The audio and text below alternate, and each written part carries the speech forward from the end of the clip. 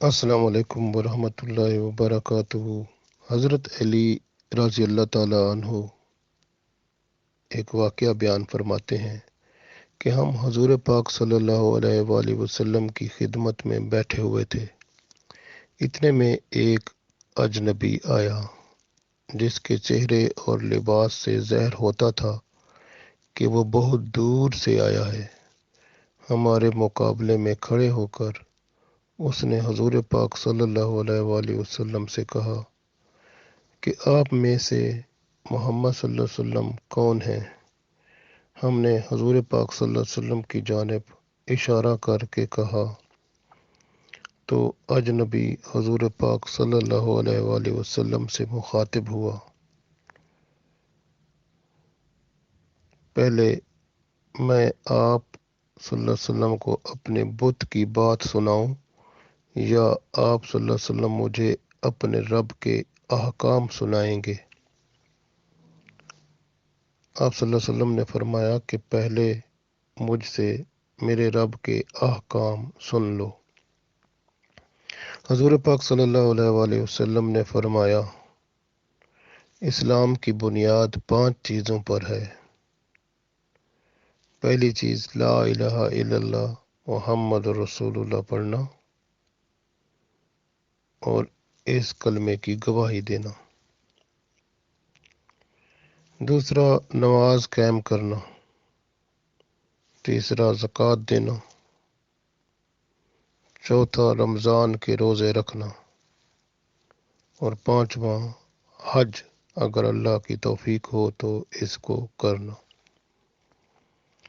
پھر رسول پاک صلی اللہ علیہ وآلہ وسلم نے فرمایا، ہاں تو بتاؤ تمہارے بت نے کیا کہا ہے؟ اجنبی نے عرض کیا، یا رسول اللہ صلی اللہ علیہ وسلم، میرا نام غسان بن مالک ہے، ہمارا ایک بت ہے جس کے قدموں میں رجب کے مہینے میں ہم اپنی اپنی قربانیاں پیش کرتے ہیں۔ ہم میں سے اسام نامی ایک شخص نے بت کے سامنے قربانی دی۔ جب وہ قربانی سے فارغ ہوا تو بت سے آواز آئی، اسام، اسلام ظاہر ہو چکا ہے اور بت سرنگوں ہو چکے ہیں۔ اسام نے ہمیں یہ بات بتائی۔ چند روز بعد ایک طارق نامی شخص نے بت کے قدموں میں قربانی پیش کی۔ طارق جب قربانی سے فارغ ہوا تو بت کے شکم سے آواز آئی، طارق، نبی صادق صلی اللہ علیہ وسلم اپنے عزیز خالق کی جانب سے وحی ناطق لے کر آ چکے ہیں۔ طارق نے شور مچا دیا اور تمام لوگوں کو یہ بات بتا دی۔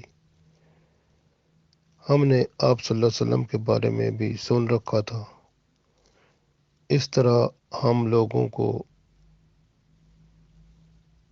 آپس میں گفتگو کے ذریعے موقع مل گیا کہ رسول پاک صلی اللہ علیہ وسلم کے بارے میں معلومات کریں، یہاں تک کہ 3 روز ہوئے۔ یہی واقعہ میرے ساتھ بھی پیش آیا ہے۔ میں بھی جب قربانی سے فارغ ہوا تو بت نے فصیح زبان میں کہا، غسان جاء الحق وزہق الباطل، نبی ہاشمی صلی اللہ علیہ وسلم مبعوث ہو چکے ہیں، ان کے غلاموں کو سلامتی اور دشمنوں کو ندامت ہے۔ یہ کہہ کر بت اوندا منہ گر پڑا۔ غسان نے اپنی داستان ختم کی اور حضور پاک صلی اللہ علیہ وآلہ وسلم کے دست حق پرست پر مشرف ہو کر کہا، اشہد ان لا الہ الا اللہ وحدہ لا شریک لہ واشہد ان محمدا عبدہ ورسولہ۔